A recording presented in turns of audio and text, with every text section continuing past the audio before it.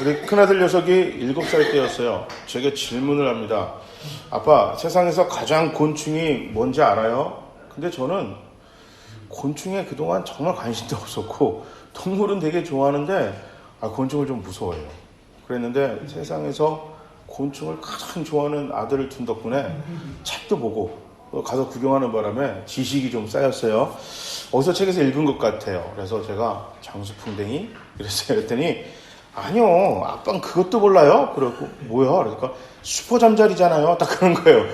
왜 그런 게 있어? 그랬더니 저희 나라에서는 슈퍼잠자리가 제일 세요. 여기서 말하는 저희 나라는 지후 나라입니다. 그래서 아들 녀석의 상상의 나라예요. 상상의 나라에서 슈퍼잠자리가 제일 센 거예요. 그런데 이거 제가 어떻게 풀어요? 절대 못 풀잖아요. 그런데 풀 수도 상상도 할 수 없는 문제를 내고서는 자기가 맞췄잖아요. 신난 거예요. 그러더니만은 나는 슈퍼잠자리다 하면서 뛰어가는 아들을 보면서 제가 뭐라 그랬냐면 야 그걸 어떻게 맞춰? 그랬어요. 그러니까 막 웃으면서 뛰어가더라고요. 근데 이제는 맞히겠죠. 답이 바뀌지 않는 이상. 이제 답이 바뀌지 않는 이상 요즘 또 바뀐 것 같긴 한데 그때는 이제 맞췄어요. 이제 뭐가 제일 엄마한테는 얘기하지 말라고 또 문제를 내고 이제 그렇게 하는 걸 보면서 야, 풀 수 없는 문제는 답을 가진 사람이 알려줘야만 알 수 있구나 이렇게 생각했습니다. 이것처럼 누구도 절대 풀 수 없는 문제가 있어요. 이 문제는 해답을 가진 자만 풀 수가 있죠. 오늘 성경에서 인류 역사상 그 누구도 해결하고 풀 수 없는 문제, 그 해답에 대해서 설교하겠습니다. 자, 제가 질문 한번 할게요. 네, 아니면 아니요. 이걸로만 대답할 수 있는 질문입니다. 자, 여러분 구원 받으셨습니까? 네, 이 질문은 해답을 알지 못하면 절대 풀 수 없습니다. 절대 못 풀어요. 구원은 생명을 보장받는 거거든요. 아니, 생명을 보장받는다. 살고 있는데요. 자, 이게 무슨 말이냐면 성경에서의 생명은 하나님과의 바른 교제를 말합니다. 하나님과의 바른 교제. 지금 하나님과의 올바른 교제가 생명이고, 그렇다면 반대로 죽음은 하나님과의 교제가 끊긴 것. 하나님과의 관계가 단절. 이것이 죽음이라고 성경은 말합니다. 인간은 하나님과 교제하면서 창조되었는데 그거는 이 땅에서뿐만 아니라 죽어서 영원토록 죽었어도 영원토록 하나님과의 교제, 올바른 관계를 맺는 것이 바로 구원이고, 이 구원을 우리 인간들이 얻기 위해서는 꼭 해결해야 되는 문제가 있어요. 근데 이게 바로 뭐냐면 죄입니다. 그러면 구원에 대해서 우리가 알아봤으니까 죄에 대해서 알아봐야겠죠. 죄는 행위를 포함한 소속을 이야기합니다. 그러니까 저 사람 나쁜 사람이야. 왜? 뭐 나쁜 짓을 했대. 우리는 이것만 죄라고 그러는데 성경에서 말하는 죄는 행위를 포함한 소속을 말합니다. 예를 들어서 군인, 직장인, 학생 이런 것 같은 신분, 소속을 이야기하는데요. 성경은 하나님과의 관계가 끊긴 것을 죽음이라고 그랬잖아요.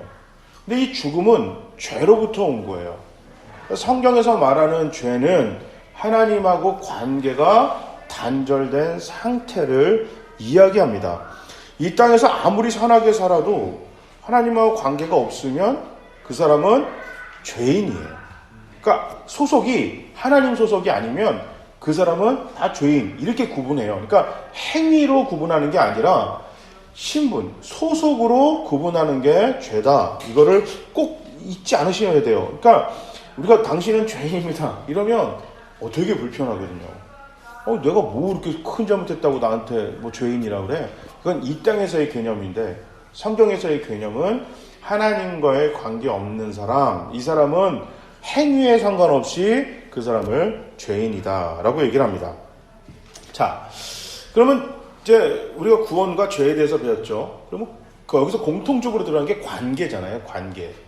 관계인데 관계가 맺어지면 무형으로 유형으로 약속이 생깁니다. 그러니까 계약서가 필요한 그런 이제 이런 비즈니스적인 그런 약속도 관계도 있고 그런 거 전혀 필요 없는 개인적인 친분으로만 이어지는 그런 관계도 있습니다만 둘 다 공통적으로 약속이 꼭 있어야 돼요. 그러니까 친구랑 친구 관계가 생기면요, 이게 그 종이에다가 우리는 앞으로 이렇게 해야 돼, 저렇게 해야 돼 적지 않아도요 약속이 생깁니다. 약속이 생기는데, 그러니까 이 약속을 잘 지키는 것을 성경에서는 의롭다라고 하는 거예요. 선하다, 의롭다, 선하다. 이게 성경에서 말하는 의예요. 선함이에요. 그러니까 친구로서 또 이렇게 관계, 의무죠. 의무를 다하는 것을 의롭다, 선하다라고 얘기하고, 의무를 다하지 않으면 악하다, 의롭지 못하다, 이렇게 이야기를 하는 거예요. 자, 그렇게 따지면 내가 친구한테 잘해줄 때 좋은 친구잖아요. 그리고 친구하고 싸우고 친구한테 못되게 하면 나쁜 친구인데, 성경은 그렇게 얘기하지 않아요. 친구로서의 의무를 다하지 못하면 나쁜 친구예요. 의무를 다하면 좋은 친구입니다. 부모가 자녀를 때리지 않아도 부모로서 이 자녀의 그 행함이라든지 상태에 상관없이 그냥 부모는 부모로서 자녀에게 의무를 최선을 다하는 게 부모로서 의롭다라고 하는 거예요. 자, 그러니까 이 성경에서 말하는 의무랑 의롭다는 거랑 우리가 이 땅에 살면서 선하다, 의롭다라는 개념은 달라요. 하나님이 의롭다, 선하다고 하는 거는요, 우리 인간이 죄를 짓던 죄를 짓지 않던, 하나님을 잘 믿던 잘 믿지 않던, 하나님은 하나님으로서 창조주로서 구원자로서 계속해서 당신의 의무를 변함없이 끊임없이 다 하시는 거예요. 그래서 하나님을 의롭다고 하는 겁니다. 그러니까 뭐 하나님이 착하니까 인간의 개념, 우리한테 잘해줘서 하나님은 뭐 좋은 신이고 선한 신이고 의로운 신이 아니고, 우리가 하나님한테 잘하던 못하던, 그리고 믿는 사람이든 믿지 않는 사람이든 상관없이 하나님으로서 창조주로서 모든 인류의 구원자로서 계속해서 변함없이 그분의 의무를 다하시기 때문에 하나님이 의롭다라고 얘기하는 거고, 우리 인간은 상대적이잖아요. 예수님을 잘 믿을 때도 있고, 그러니까 우리가 은혜 받으면 하나님의 말씀대로 성도의 의무를 다하잖아요. 근데 또 뭐 성도의 의무를 다 안 하고 살 때가 또 있잖아요. 그러니까 우리는 항상 상대적이기도 하고 순간적이기도 하고, 끊겼다 붙었다 끊겼다 붙었다 하니까 우리는 의롭지 못한 거예요. 그리고 애시당초 우리는 죄에서 태어났기 때문에 하나님하고의 관계가 단절된 상태로 누구나 태어났잖아요. 그러니까 우리는 뭐예요? 죄인이에요. 죄인이기 때문에 의롭지 못하다. 성경은 이렇게 우리 정의를 하고 있습니다. 창세기 3장 선악과 열매를 먹었죠. 계약이 깨졌어요. 관계가 깨져버렸단 말이에요. 그런데 하나님은 이 깨어진 관계를 다시 좋은 관계로 회복하길 원하셨어요. 왜냐하면 하나님은 의로우시니까. 인간이 깼어도 하나님으로서 창조주로서 구원자로서 부모로서 의무를 다하시기 위해서 하나님이 노력하세요. 억지스럽거든요. 어떻게 보면 우리는 받을 생각 자체도 없고 요구하지도 않았는데 하나님은 이 관계를 잇기 위해서 계속해서 노력하세요. 이 당신의 그 하나님의 억지스러움이, 억지를 부리는 듯한 이 관계를 유지하기 위한 노력을 성경은 은혜, 사랑, 자비로 이야기를 합니다. 그 하나님의 사랑과 은혜와 자비의 절정이 십자가죠. 이 십자가입니다. 그러니까 이 십자가는 오늘 로마서 5장 8절에 뭐예요? 우리가 아직 죄인이었을 때, 그러니까 하나님을 믿지 않을 때, 하나님 편에 쓰지 않았을 때, 하나님의 소속이 아니었을 때도 하나님은 우리를 먼저 사랑하셔서 십자가의 자기를 죽음으로 여전히 내가 너희를 사랑하고 있다는 그 사랑을 실증하셨다. 실제로 증거하셨다. 성경은 로마서 5장 8절은 이렇게 얘기합니다. 그러니까 우리가 하나님이 우리한테 잘해줄 이유가 없어요. 그런데 잘해주셨어요. 우리가 좋은 대접을 받을 이유가 없는데도 좋은 대접 받는 것을 은혜라고 합니다. 그러니까 내가 영원히 풀 수 없는 문제인데, 우리가 절대 못 푸는 문제인데 하나님이 대신 풀어주셨어요. 이게 바로 하나님의 은혜입니다. 우리 지난주에 이단도 회개하면 구원받습니다. 이거를 요한복음 1장 8절에서 10절을 통해 알았죠.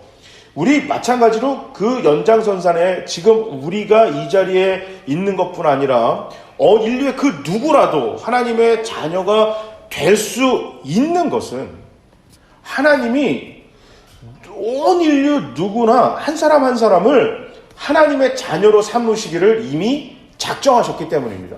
그러니까 이게 하나님이 나한테 오는 사람만, 나 어떤 사람만, 나한테 잘하는 사람만 자녀 삼아줄게 이렇게 하신 게 아니고 우리가 그걸 준비하든 준비하지 않든 기대하든 기대하지 않든 이미 온 인류 사람 모두를 앞으로 태어날 사람, 지금 태어난 사람, 과거에 태어났던 사람 할 것 없이 온 인류의 누구나 모두 다 자녀 삼으시기로 이미 먼저 작정하셨어요.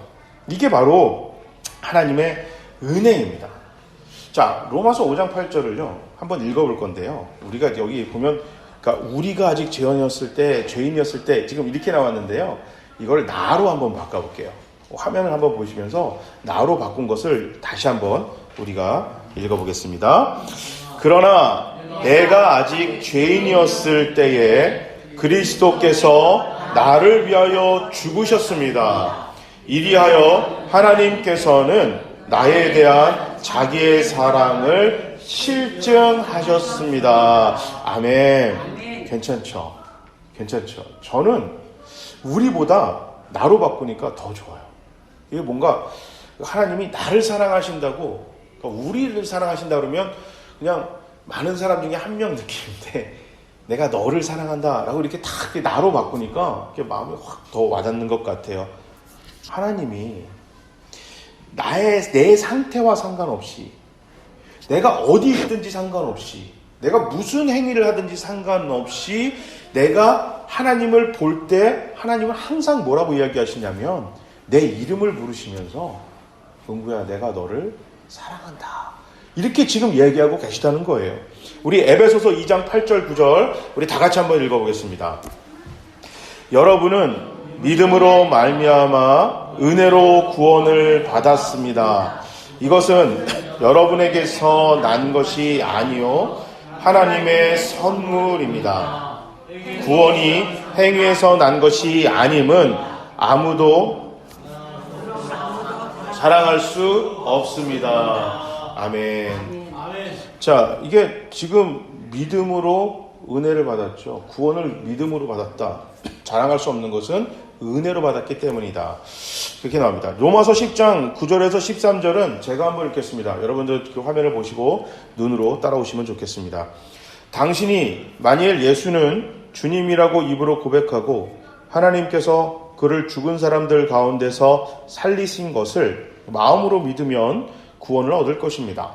사람은 마음으로 믿어서 의에 이르고 입으로 고백해서 구원에 이르게 됩니다. 성경은 그를 믿는 사람은 누구나 부끄러움을 당하지 않을 것이다 하고 말합니다. 유대 사람이나 그리스 사람이나 차별이 없습니다. 그는 모든 사람에게 똑같이 주님이 되어주시고 그를 부르는 모든 사람에게 풍성한 은혜를 내려주십니다. 주님의 이름을 부르는 사람은 누구든지 구원을 얻을 것입니다. 아멘. 정말 아멘입니다. 믿음을 통해 구원을 받는 것입니다. 복음을 받아들이기만 하면 구원을 받습니다. 여기서 마음으로 믿다, 내가 이게 받아들이다라는 단어가요. 우리가 막 신뢰하다 이 뜻이, 확신하다 이 뜻이 아니고요. 선택하다라는 단어예요. 그러니까 오늘 본문에 예수님을 구주로 내가 선택하기만 하면, 구원의 문제가 소속의 문제라고 그랬잖아요. 내가 예수님 편에 붙기만 하면, 어렸을 때 요즘 안 하죠. 문방구 같은 거 이렇게 놀이, 문방구, 고무줄, 축구할 때 잘하는 사람이 두 사람이 양쪽에 서요. 여기 붙어라! 딱 그래요. 그러니까 어느 편에 붙어라. 그러니까 이쪽에 붙어라. 그러면 손가락 탁 내리면 달려가고 탁 붙어요. 그게 구원이에요. 그거는 어느 편에 쓸 건지 게임 시작하기 전에 선택하는 거예요. 자녀답게 사는 거는 자녀 된 다음에 하는 거예요. 자녀도 안 됐는데 뭘 자녀답게 살아요. 그거는 시험 보는 거예요. 시험 봐서 들어가는 건데 구원은 은혜로 받는 것입니다. 자, 로마서 10장 10절에 마음으로 믿어 의에 이르고 입으로 고백하여 구원에 이르게 된다는 말은 같은 뜻입니다. 이건 같은 뜻이에요. 성경에서 의롭다는 거는 하나님과의 관계 연결, 그거는 구원이다 라고 그랬잖아요. 그러니까 다시 말해 마음으로 믿으면 구원을 받는 거예요. 예전에는 마음으로 믿으면 그냥 의에 이르고, 여러분 아멘 해야 됩니다. 입으로 시인해야만 구원받습니다 이렇게 배웠는지 모르겠지만 오늘 사도 바울이 얘기하는 거는요, 마음으로 믿고 입으로 시인하고 요걸 강조하고 싶은 게 아니고요. 구원은 하나님을 선택하기만 하면 받는 것입니다. 왜냐하면 은혜이기 때문입니다. 이거 강조하고 싶은 거예요. 그러니까 오늘 본문 그 10절은 어떻게, 로마서 10장 10절은 어떻게 생각하시면 되냐면, 여러분 마음으로 믿던, 입으로 시인하던, 두 손을 불끈 쥐던, 여러분이 긴가민가 하는 마음으로 붙들기만 하면, 선택하기만 하면 구원 받는 것입니다. 이것을 이야기합니다. 왜냐하면 주님은 이미 모든 죄를 용서하시기로 마음에 작정하시고 계약서에 쓰셨기 때문입니다. 하나님은 이미 준비 다 돼 있습니다. 관계 회복을 위한 우리의 결정만 남은 겁니다. 이 구원의 확신을, 구원의 그 받았다는 그 확신을 여러분 절대 놓지 마시기 바랍니다.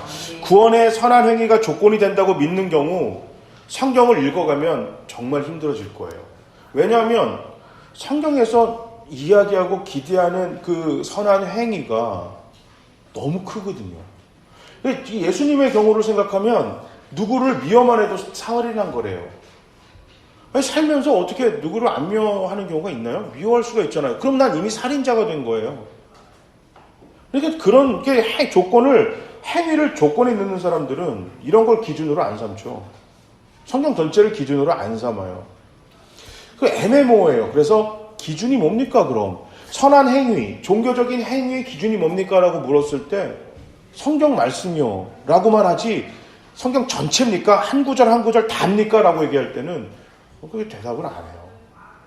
모세 율법인지, 뭐 산상수훈이 돼야 되는 건지, 뭐 요한복음이 되는 건지, 로마서가 되는 건지에 대한 정확한 기준이 없습니다. 그러니까 어떻게 되냐면 평생을 구원의 확신이 아니라 구원의 눈치로 살게 됩니다. 눈치만 보면서 이렇게 살게 되는 거예요. 구원은요, 오직 예수님을 통해서만 가능합니다. 왜냐하면 절대 우리가 풀 수 없는 문제, 그렇기 때문이에요. 주님께서 나의 모든 죄를 위해 십자가에 죽으시고 부활하신 그 예수님만이 나의 구주입니다라고 내가 믿는 것, 선택하기만 하면, 받아들이기만 하면 구원을 받는 것입니다. 이게 잘 믿겨지지가 않아요. 긴가민가 한데도 받아들이기만 하면, 결정만 하면 하나님은 구원해 주시겠다고 성경에 말씀하셨어요. 내 이야기가 아니라 성경이 그렇게 했습니다. 이미 예수님께서 십자가에서 우리가 죄 때문에 해야 될 일, 앞으로 해야 될 거, 그래도 전혀 모자라서 더 이상 해결할 수 없는 그 모든 문제를 십자가에서 다 해결하셨어요. 우리 대신 다 지불하셨습니다. 그래서 구원은 은혜입니다. 자녀 되는 게 먼저예요. 선한 행위가 구원의 어떤 유지할 수 있는 조건이라고 자꾸 이렇게 걸리시는 분들은 이걸 잊지 마세요. 자녀됨이 먼저고 그 다음에 자녀답게 사는 겁니다. 그러니까 자녀답게 못 산다고 해서 자녀를 버리는 부모는 없어요. 아니, 세상에서 그런 부모 나쁘다고 하잖아요. 아니, 내 아들이, 내 딸이 내 기대치 못 믿는다고, 그러니까 못 미친다고 버리는 부모가 어디 있어요?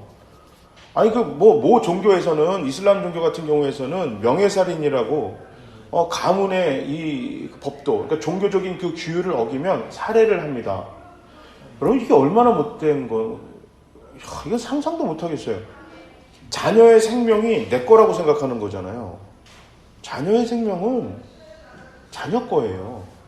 아니, 엄밀히 말하면 하나님 겁니다. 그러니까 내가 내 마음대로 좌지우지할 수 없는 거거든요. 그러니까 이게 뭐냐면 하나님은 구원을 얘기하고 계시지 성경은 버림을 이야기하고 있지 않습니다. 그러니까 아까 의인하고 그 구원, 죄인, 의인 이렇게 설명한 이유가 뭐냐면 인간은 창세기 3장 이후에 태어나면서 누구나 할 것 없이 죄인으로 태어났어요. 그렇기 때문에 하나님이 구원을 이야기하신 거고 구원을 얘기하고 있지 성경은 구원받은 사람들이 그들이 하나님 말씀대로 잘 못 살았다 해서 지옥으로 버림을 이야기하고 있지 않습니다. 우리가 하나님을 선택하고 받아들이지 않았기 때문에 끝까지 죄인으로 살아가는 것이 하나님은 안타까우셨고 그것에서 건져내기 위해서 노력한 거예요. 또 믿었던 사람들이, 구원받았던 사람들이 창세기 3장에 하나님을 인간이 먼저 버렸던 것처럼 여전히 그 구원을 버리고 다시 죄인으로 신분을, 소속을 갈아타는 것이 안타까워서 너희가 하나님 끝까지 버리지는 마라. 죄의 자녀로 다시금 살아가면 안 된다라고 성경을 통해 하나님 이야기하시는 거지. 인간이 하나님 버리지 하나님이 인간 버리지 않으십니다. 그래서 하나님이 의로우신 거예요. 끝까지 포기하지 않으시는 것이 하나님이 하나님으로서의 의무를 다하시는 것입니다. 우리랑 달라요. 그렇기 때문에 그 의로우심을, 그 선하심을 변하지 않고 끝까지 의무를 최선을 다해서 마지막 순간까지 유지하시는 하나님을 신뢰하시고 하나님을 붙드시길 바랍니다. 이것을 받아들이기만 하면 구원받은 겁니다. 내가 꼭 붙들면, 선택하기만 하면 구원받은 것입니다. 느낌이 아닌 사실을 붙들어야 되는데요.